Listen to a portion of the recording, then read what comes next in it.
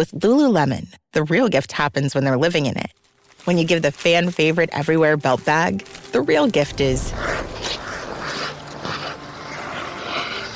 And when the ultra-soothing Rest Feel slides are the gift, you're really giving them...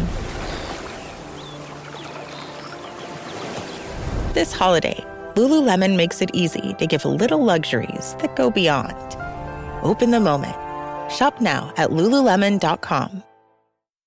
How would you like a 15% discount to my daily email, the stack of stuff, the show notes, discounts to the conference, all of that? All you need to do is text the word show to 33777. You'll get the annual subscription with a 15% discount to my daily email. You'll get the stack of stuff, the links to the show notes, discounts to the conference, and so much more. All you have to do is text the word show, SHOW, to 33777. Text show to 33777.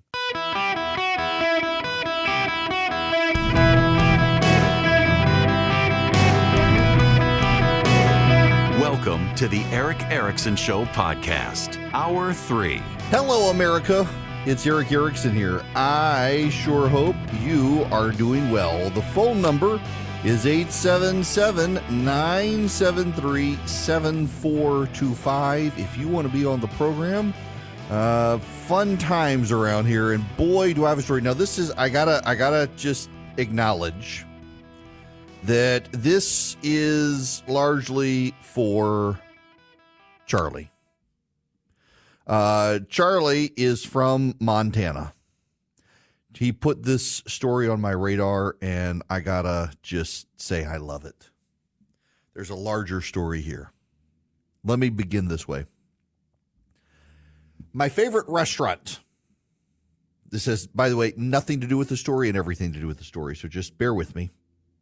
My favorite restaurant is a place called Table in Maine. I was there on Saturday night. My daughter wanted to go for her birthday, and they're so nice. They reached out. So you all know with Christy's cancer and the chemo that she does, she can't eat spicy food anymore, and it's rare for us to be able to get out as a family and do something like that because the restaurant's about an hour and a half to 2 hours from the house. We have not, as a family, traveled out of town to a restaurant in probably 2 years. And the last time we did it, we were actually trying to go to Table in Maine as a family.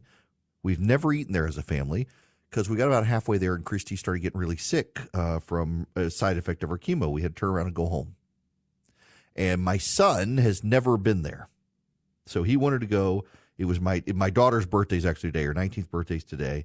She wanted to go on Saturday, so we drove up there, and I was nervous the whole time something was going to happen. Christy was going to get sick. The chef there, Woody, knows my wife loves fried catfish, and it's not on the menu, but he made her fried catfish and cheese grits, and that's just the sort of people they are. I'm going to be there tomorrow night, as a matter of fact, meeting a group of friends of mine, and they love going there as well. I eat there way more often than them. I bring it up because there's something on radio called Plugola and Payola. It's on TV as well. If I plug something on radio and I'm getting financially compensated for it, I've got to disclose that. If I have a business interest in something and it's not an advertisement on radio, I've got to tell you guys I've got a business interest in this. So I bring up Table in Maine as a pure thing. I don't get compensated. It's not an endorsement. I just love to talk about them. It's like I like to talk about there's a place in Atlanta called Tucker Brewing. It's a brewery. I like their Pilsners and lagers. I'm not an IPA guy, and I just enjoy them. Or the coffee shop, Rev. I buy my wife and I have a fancy coffee machine that grinds the beans, and I get great coffee from Rev, and I love them. And I love to tell you guys I've discovered this place, and I love it. If I were getting money, I would have to disclose this to you. And that gets me to John Tester in Montana, who is trying to get athletes to endorse him under the NIL regulations, name, image, and likeness. He's trying to get these people to endorse him. Now, part of the problem here is the FTC. If I were to, on radio, I've got Plugola and Payola, but the FTC, the Federal Trade Commission, has now decided these things apply on social media as well. So, for example, if I am asked to plug a product on social media, I have to disclose that I'm getting paid, or this is in some sort of trade relationship. They've caught me in some regard, which is why I don't do it. If you see me on social media plugging a product, it's because I really like it. It's not because I was paid to do it. But Jon Tester is trying to get female athletes in particular to endorse him in Montana, and he's having to buy their endorsement. It's remarkable. This is from MontanaTalks.com. My producer, Charlie's from Montana, is like, please talk about the story. With the Montana Senate race gaining national attention as a top contest for Democrats and Republicans, incumbent Senator Jon Tester and his backers are growing increasingly nervous about their prospects of winning re-election. For years, Tester has balanced his positions on hot-button topics in order to remain in office in the solidly red state. However, in this presidential election year, a deeply unpopular presidential ticket and a younger telegenic opponent are flushing out some of Tester's votes that don't sit well with Montanans, including his 2023 vote against the Protection of Women and Girls in Sports Act. The act worked to amend Title IX to ensure that only biological women and not men could compete in girls' sports. His vote was criticized. Riley Gaines visited Whitefish, Montana to call out Tester's vote and raise awareness for the physical challenges women athletes face when forced to compete against men. Montana Together, a nebulous political group supportive of Tester's reelection efforts, is seeking to pay college athletes to endorse Tester publicly. In early August, athletes from the University of Montana received an email from Gene Gee, the senior associate athletic director, about a potential name, image, and likeness deal. The email, forwarded by Gee, said the opportunity was available to athletes who attend college in Montana and are interested in spreading the word about Jon Tester and causes you care about. The deal offered all university athletes a chance to participate and earn big money.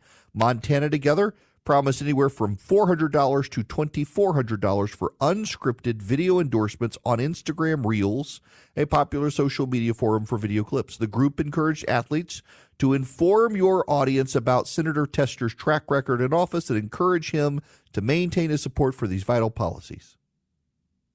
Students at the University of Montana were surprised. Katie Whithurst, a senior track athlete at the University of Montana, said, quote, "I stand by biological women competing fairly in women's sports, and the offer seemed guided towards only one political party." Let's go back to what I was telling you about at the beginning. If these athletes came out and they took money from Jon Tester and they filmed a reel on Instagram and said, "I'm supporting Jon Tester for re-election and hope you will too because he's great for Montana," they'd have to disclose they got paid. I don't see evidence here that they were told that that would be the case. They would get themselves in legal trouble. Probably not with the Biden FTC, but if Trump got elected, they could be in legal trouble for getting money from Jon Tester and saying I support him and then not saying I got paid for my endorsement. But Tester wouldn't care. I mean, it would benefit Tester. Tester wouldn't be the one in trouble. These kids would be the one in trouble. So Tester's facing Tim Sheehy. Sheehy is actually, when McConnell was at the gathering a few weeks ago, we sat on stage and talked about this. Man, I can't believe it was the beginning of this month. McConnell listed Montana as our most likely pickup. So if Sheehy wins, you understand Republicans win the Senate. Because we've got West Virginia's seat. With Joe Manchin out, Governor Justice is going to win that seat. That brings it to 50-50. If Trump wins, then we have a tie-breaking vice president. If Harris wins, we don't. So if you get Sheehy, you get to 51 senators. Now, Democrats, of course, as they are, and they do every cycle, they're saying, well, Ted Cruz could lose in Texas, Rick Scott could lose in Florida. Yeah, I don't actually believe that. Ted Cruz and Rick Scott are probably not in danger. Beto O'Rourke had a cult of personality when he ran against Ted Cruz, and even he couldn't beat him. And the guy running against Cruz now is not nearly as competent as Beto O'Rourke to run a campaign like that.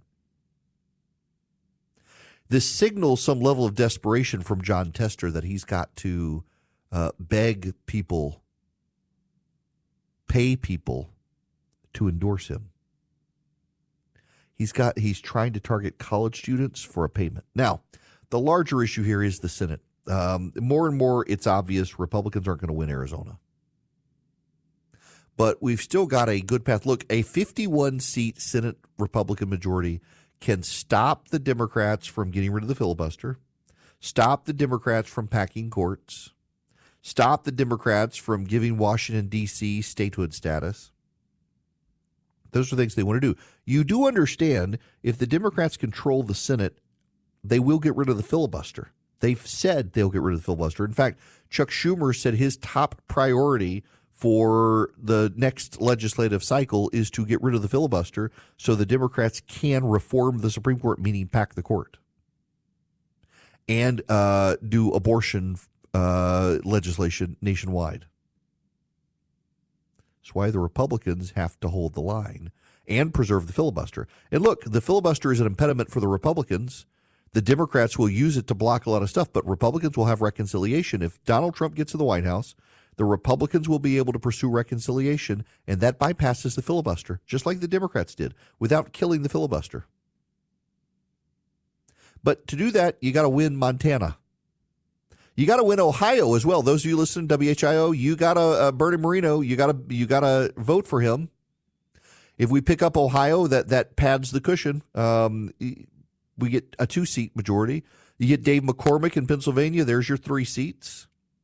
You get Sam Brown in Nevada. There's your 4 seats. I think Sam Brown's a candidate who could really win that seat. We could have 53 seats. I don't think we're going to win Arizona. I mean, Carrie Lake, I guess she could surprise me, but she'd be surprising everybody, God himself, if she won.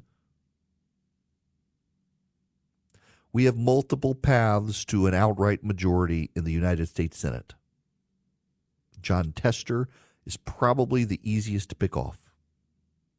The fact that John Tester thinks he needs to buy off athletes to support him is a serious indicator that he's worried. And the fact that these athletes themselves have said no, the guy refuses to protect women's sports is hilarious to me. He's getting his comeuppance. By the way, Charlie points out Maryland, there is a interesting possibility that the Republicans win Maryland. The reason is this. Larry Hogan is tied with the Democrat. He should not be tied with the Democrat, but he is. And Maryland voters know Donald Trump doesn't like Larry Hogan, and Maryland Republicans like Larry Hogan. And there's an opportunity for Larry Hogan to pick up independents, Republicans, and even some Democrats who think that the Democrat he's running against is too progressive. We could potentially see a Maryland Republican senator. I'm not holding my breath on it, but it's actually got great potential. That could be the case. We get 54, 55 Senate seats. The high water mark for Republicans in the Senate is 56. They've never gotten more than that. But we got to start by taking out John Tester. And Tester and his super PAC are making it more and more likely we can. The man is trying to use name, image, likeness deals with athletes in Montana to pay them to promote him without saying they're doing it for pay. And the fact that he can't give them money to do it tells you just how weak he is as a candidate. John Tester's time in Washington is hopefully, finally coming to an end. This episode is brought to you by Amazon Prime. There's nothing sweeter than baking cookies during the holidays. With Prime, I get all my ingredients delivered right to my door, fast and free, no last-minute store trips needed. And of course, I blast my favorite holiday playlist on Amazon Music. It's the ultimate soundtrack for creating unforgettable memories. From streaming to shopping, it's on Prime. Visit Amazon.com/Prime to get more out of whatever you're into. Friends, I'm going to pick a scab and open a wound with some of you because the amount of angry emails I get from the boomers who don't pay attention. I have a question for you. I know someone who vehemently hates Donald Trump. Vehemently hates Donald Trump. And does not like Kamala Harris, but is not repulsed by Harris in the way she is Donald Trump. Should that person vote for Kamala Harris or not vote? Well, what do you want? She's not voting for Donald Trump. She'll vote for Harris. What would you advise me recommend? Tell her to vote for Harris or not vote? I bring this up because yesterday and several times subsequent or previous to that, I have pointed out that I know a class of people who they're not going to vote for Donald Trump in a way, shape, or form. They'll show up and vote for Kamala Harris. They're not going to vote for Donald Trump. My advice has been repeatedly for people who just can't bring themselves to vote for him to just leave it blank. Don't vote for Harris. The way I see this, if this is a person who vehemently opposes Donald Trump but hates Kamala Harris, just not as much, I'd rather them sit it out than vote for Kamala Harris because a no vote helps Donald Trump. A vote for Harris hurts Donald Trump, and I'd prefer Donald Trump to get elected. And instead, I'm getting bombarded by people accusing me of telling people not to vote. Now, I realize this isn't the majority of you, but I realize these people are listening, and if I could just needle them a little bit on being just guttural idiots who just run with their gut and don't pay attention. I mean, there are people, you may not know them, you may live a sheltered, private, insulated life, but there are actually a lot of Americans who don't like Donald Trump. As I said yesterday, I don't care for him, but I'm willing to vote for him. And I'm going to explain why. I got asked. I'm going to explain in pretty much in detail why I think people who don't like Donald Trump should still vote for him. But I know there are people who won't. If you can't understand why these people should then choose to show up, vote Republican down ballot, and leave that one blank, as opposed to show up and vote Harris, I got nothing for you. You're not a smart person. And I want you to know I appreciate you're not a smart person, and I think you should look in the mirror and say, self, we're not smart. Because I assure you that I know, and many of my listeners know people who don't like him to the point they won't vote for him, no matter what. I'm going to try to persuade them at the bottom of the hour that they should, in fact, vote for him. But spare me your angry emails over me telling people not to vote, because you've clearly lost the plot. If you're going to choose Harris over Trump, don't vote. But I'd prefer you to vote for Donald Trump. People seem to be missing that point. And I just want those people to remember that they've emailed me, and every time they do, I just say, another idiot who lost the plot. For those of you who want to know why you should vote for Donald Trump even if you don't like him, stick around. I'm going to explain it to you. For everyone else right now, I want to tell you about Americans for Prosperity and hope you might join them. They're the largest leading grassroots organization in the country, and they mobilize conservatives to fight for common sense conservative reforms. You, my friends, can go to americansforprosperity.org and sign up today with AFP. You will get copious amounts of data and research on the issues that affect you as an American.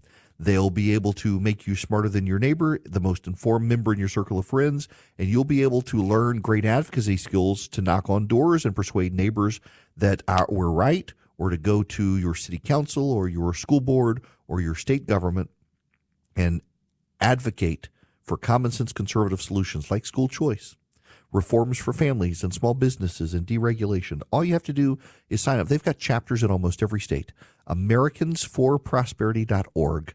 Americansforprosperity.org. It's a great organization. I'm proud to be a supporter of theirs. Americansforprosperity.org. Welcome. It's Eric Erickson here. The phone number is 877-973-7425. Should you wish to be on the program. I have had many comments, overwhelmingly positive, about my little tirade yesterday. It felt good to get it off my chest. And many of you emailed and said it felt good to know you're not alone. In fact, I was overwhelmed. Yeah, I mean, you always expect hate. I got hate from the left for what I said about Kamala Harris. I got hate from Trump supporters about Trump, but overwhelmingly, a lot of people just were glad to know they weren't alone. But I want to expand on one point. There are a lot of people who want to know, given my views on Donald Trump, how could I support that guy?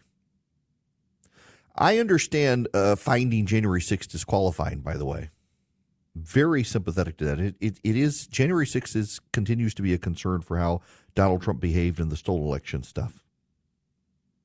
But Kamala Harris bailed out the people who burned down towns and cities across America. She refused to denounce the rioters. Tim Walz, of course, let them burn down Minneapolis for several days before calling out the National Guard. If the one's disqualifying, the other has to be. Kamala Harris was fine with people storming the U.S. Capitol to oppose Brett Kavanaugh. She was fine with Hamas supporters storming the U.S. Capitol to disrupt Congress. She's been fine with all of those. This sacred temple of democracy is ripe for storming as long as it's progressives. I'm not going to excuse Donald Trump's behaviors. There's no reason to. But at the end of the day, here's the reality. The presidency is going to be won by either a Democrat or Republican. It's not going to be won by a third party. It was never going to be won by Robert Kennedy. It's not going to be won by Jill Stein. It's not going to be won by Cornel West. It's going to be won by Kamala Harris or Donald Trump. With the presidency comes more than the presidency. It comes with the entirety of the executive branch. Many of the things that Joe Biden is doing right now as president, he's not doing. It's the appointees who are doing them. It is the Secretary of Energy who is trying to ban your water heater and your stove, trying to drive up your costs for a heating unit and cooling unit, air conditioner at your house. It's the transportation bureaucrats and the EPA who are driving up your costs of a car, reducing the size of your car, demanding the auto stop start button in your car and the default to be that your car stops when you're at the stoplight, your engine stops and you sweat. It's the bureaucracy that matters. It's the bureaucracy that matters. It's not just the administration. It's also the judges that matter.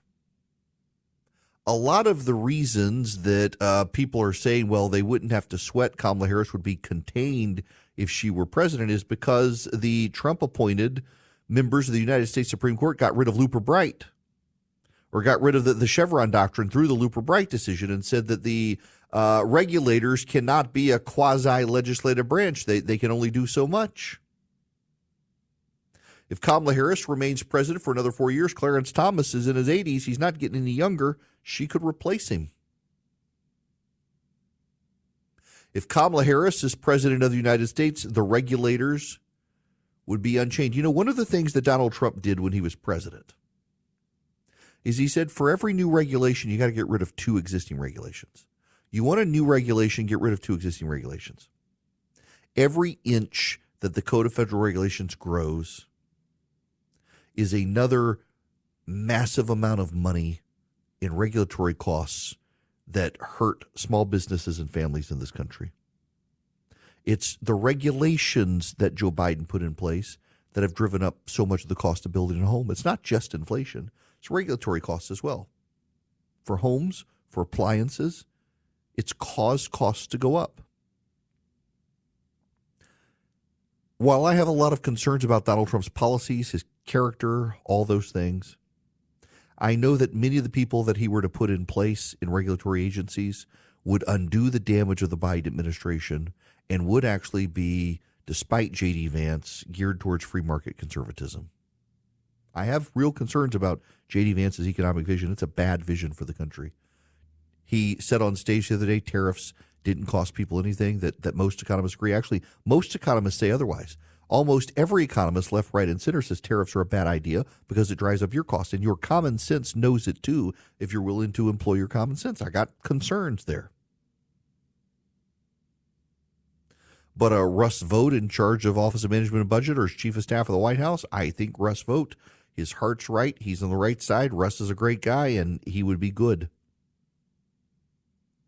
Ajit Pai was in charge of the Federal Communications Commission the last time Trump was there. I don't know that he would come back, but I know that there are conservatives there still who would appreciate a rollback of net neutrality nonsense and the regulations from the FCC.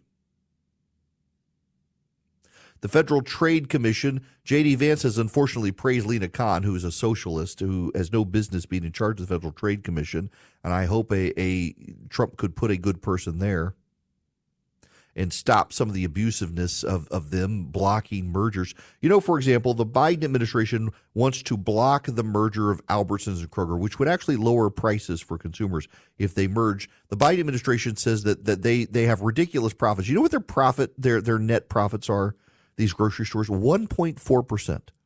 They barely make above break even. Every economist, left, right, and center, understands the economies of scale reduce cost. It would actually put them in a better financial position for their employees and their customers. Yet the Biden administration opposes it. The Trump administration would not. Then there are the judges. Don't underestimate his ability to appoint good conservative judges. And then there's the foreign policy aspect of it. Presidents largely have unfettered power at the foreign policy level. Joe Biden tried to redo an Iran deal. Donald Trump could cancel it. Joe Biden attempted to put us back into environmental regulatory treaties. Donald Trump could unwind those. Joe Biden has caused national havoc on the global scale for the United States. Donald Trump would calm the waters. It is a fact that Russia was not in Ukraine when Donald Trump was president. It is a fact that Israel was not at war with Hamas when Donald Trump was president. It is a fact that the Chinese were not harassing Filipino sailors when Donald Trump was president. These are facts. You can't dispute those. It is a fact that Venezuela was not trying to invade Guyana when Donald Trump was president. In fact, when Donald Trump was president, we almost had Maduro out of office, but then Joe Biden came into office and undid everything. It is a fact that Joe Biden claimed Kamala Harris would go to Central America to deal with the root causes of illegal immigration, and has treated Bukele down there as if he's some sort of enemy of the state who can't be trusted and shouldn't be dealt with. Donald Trump and Bukele would work together. What is it, El Salvador, the president of El Salvador? Single-handedly, the Biden administration had nothing to do with it. Bukele single-handedly, through his crackdown on crime, was able to curb mass migration out of El Salvador to the United States. And he's been treated like a pariah by Joe Biden for doing so. He and Trump get along well. Milei in Argentina.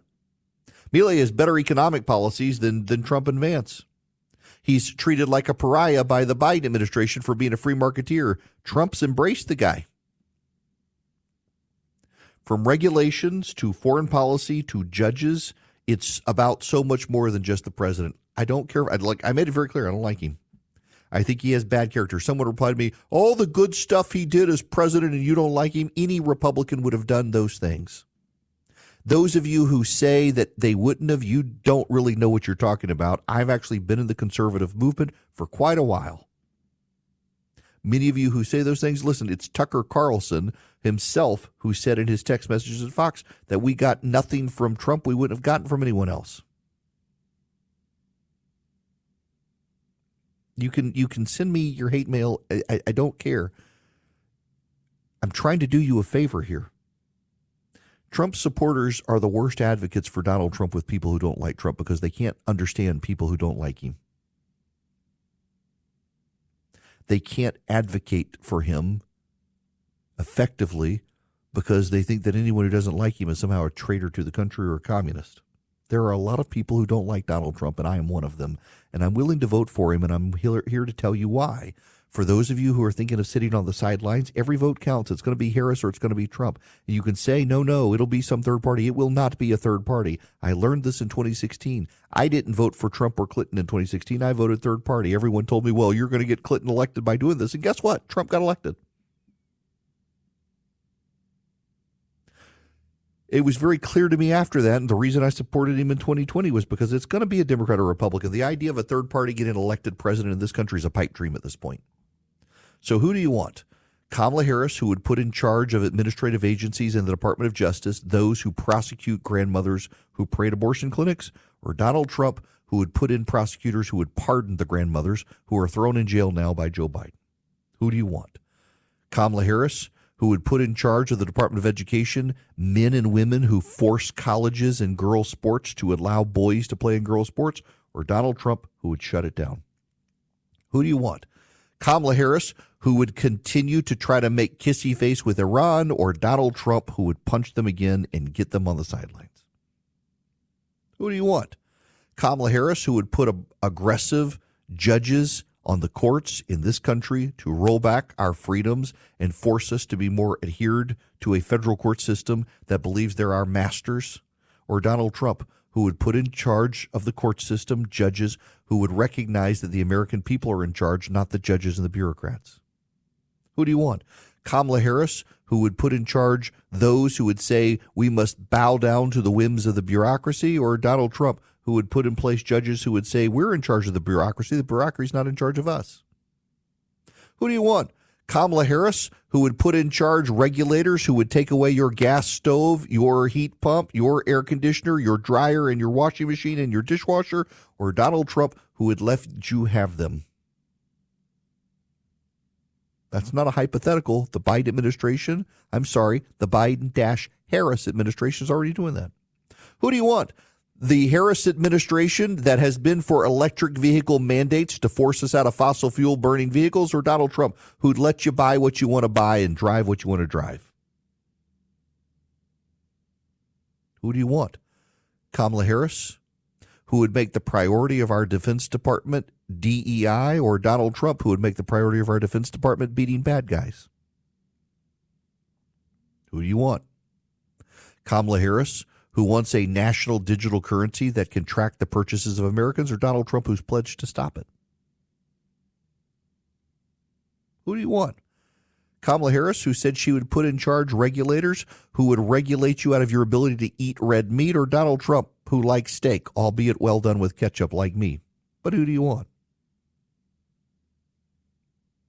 Who do you want?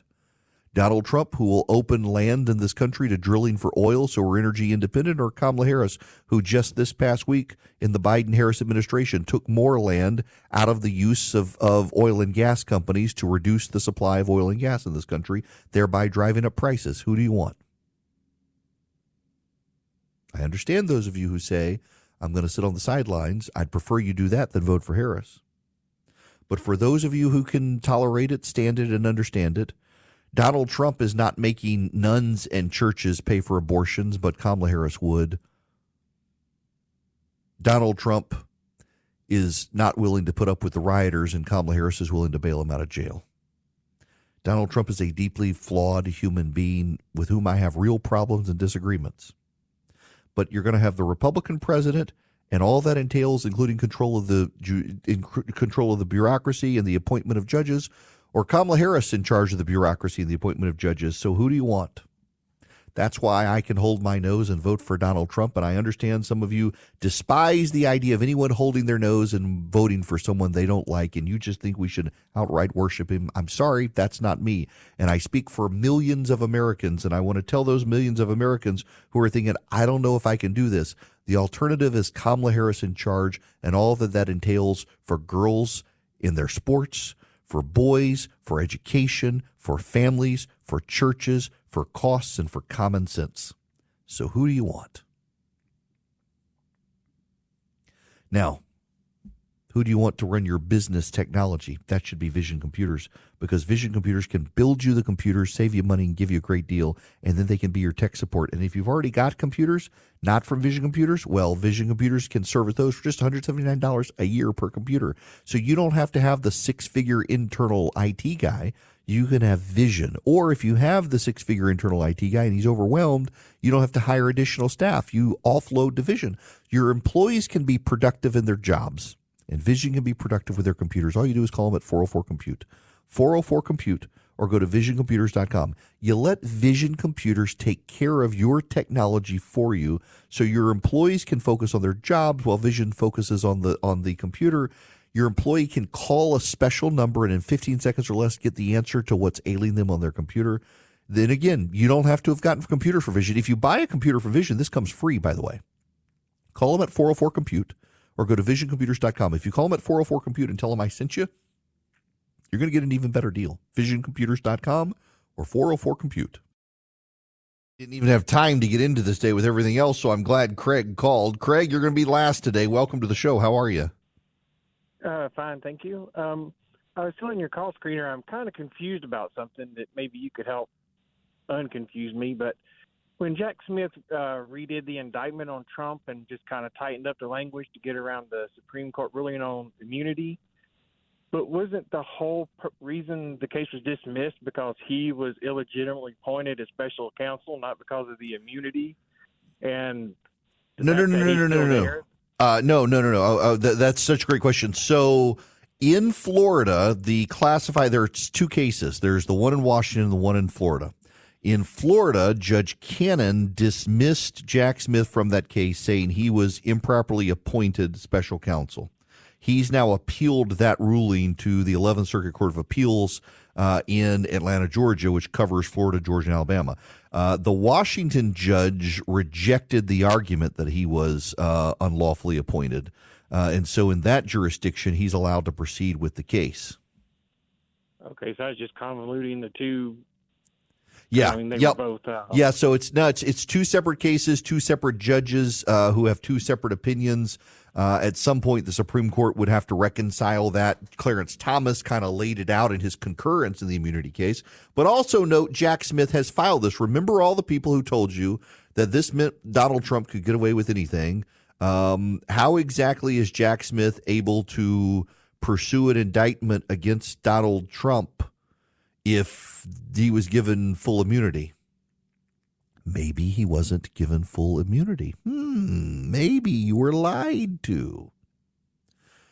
One of the notable things that he ditched in the refiled case is the Jeff Clark issues, because Jeff Clark was working in the Justice Department, and John Roberts made it very clear that any conversations with the Justice Department were the president was immune from being prosecuted over.